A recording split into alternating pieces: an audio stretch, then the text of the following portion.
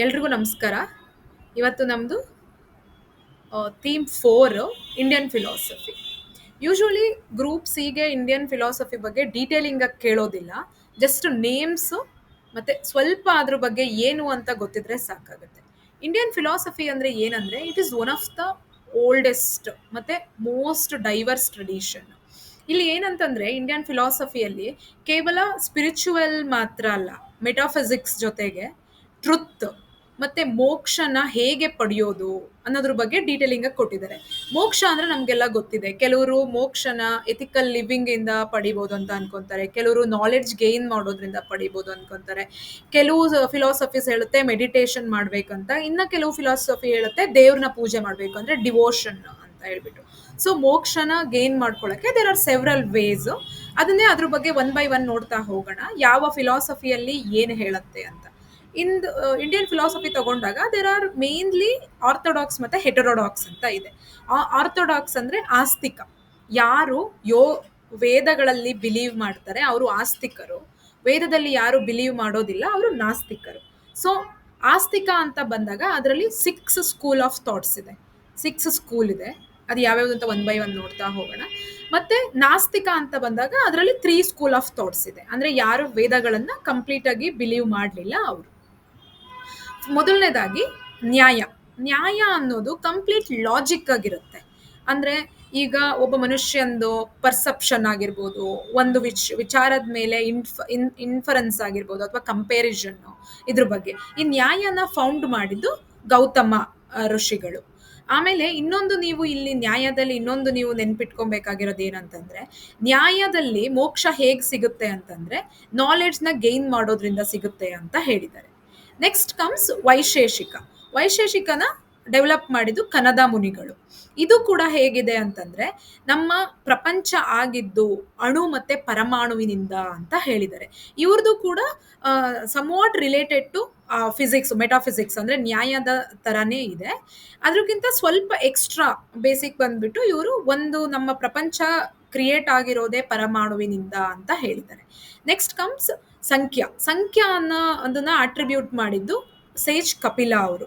ಇದರಲ್ಲಿ ಏನು ಅಂತ ಅಂದ್ರೆ 2 ಫಿಲಾಸಫಿ ಬರುತ್ತೆ. ಯಾವುದು? ಪುರುಷ ಮತ್ತೆ ಪ್ರಕೃತ ಅಂತ. ಅಂದ್ರೆ ಪ್ಯೂರ್ ಕಾನ್ಶಿಯಸ್ನೆಸ್ ಪುರುಷ ಅಂದ್ರೆ, ಪ್ರಕೃತ ಅಂದ್ರೆ ಮೆಟೀರಿಯಲ್ ನೇಚರ್. ಇದ್ರ ಎರಡರಗಳದ್ದು ಮಧ್ಯ ಬರುತ್ತೆ ಸಂಖ್ಯಾ ಅನ್ನೋದು. 2 ಎಂಟಿಟೀಸ್ದು ಬಿಟ್ವೀನ್ ಬರುತ್ತೆ ಇದು. ಅಂದ್ರೆ ಮತ್ತೆ ಇನ್ನೊಂದೇನು ನೀವು ಇದ್ರಲ್ಲಿ ನೀವು ಇದ್ ಮಾಡ್ಕೊಬೇಕಂತಂದ್ರೆ, ಸಂಖ್ಯಾ ಗಾಡ್ನ ಇಲ್ಲ ಅಂತ ಹೇಳುತ್ತೆ. ಅಂದ್ರೆ ಗಾಡ್ ಅನ್ನೋದೇ ಇಲ್ಲ ಅನ್ನೋದು ಸಂಖ್ಯಾ ಅಂದ್ರೆ ಕಪಿಲ ಅವ್ರದ್ದು ವಾದ. ನೆಕ್ಸ್ಟ್ ಕಮ್ಸ್ ಯೋಗ. ಯೋಗ ಹೇಗೆ ಅಂತಂದ್ರೆ balanced between mind and body. ಅಂದ್ರೆ ನಾವು ಆಸನಗಳನ್ನ ಮಾಡೋದ್ರಿಂದ ನಮ್ಮ ಬಾಡಿಯನ್ನ ನಮ್ಮ ಮೈಂಡ್ ಮತ್ತೆ ಬಾಡಿ ಎರಡೂ ಕೂಡ ಒಂದೇ ಬ್ಯಾಲೆನ್ಸ್ಡ್ ಆಗಿ ಹೋಗ್ಬೇಕು ಅಂತ ಹೇಳಿ ಪತಂಜಲಿ ಮಹರ್ಷಿಗಳು ತಮ್ಮ ಯೋಗ ಸೂತ್ರ ಬುಕ್ ಅಲ್ಲಿ ಹೇಳಿದ್ದಾರೆ. ಇದರಲ್ಲಿ ಮತ್ತೆ ಇನ್ನೊಂದು ಏನು ನಾವು ನೆನ್ಪಿಟ್ಕೊಬೇಕಂದ್ರೆ ಅಷ್ಟಾಂಗ ಯೋಗ.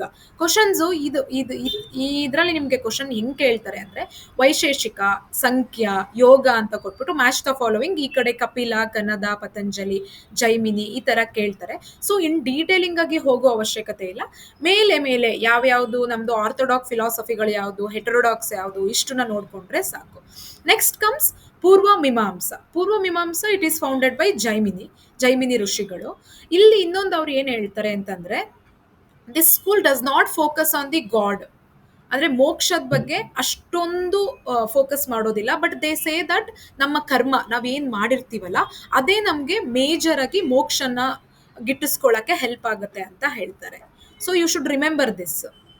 Then comes Vedanta. ಈ ವೇದಾಂತದಲ್ಲಿ ನಮಗೆ ದ್ವೈತ, ಅದ್ವೈತ, ವಿಶಿಷ್ಟಾದ್ವೈತ ಅಂತ 3 ಸಬ್ ಸ್ಕೂಲ್ಸ್ ಬರುತ್ತೆ.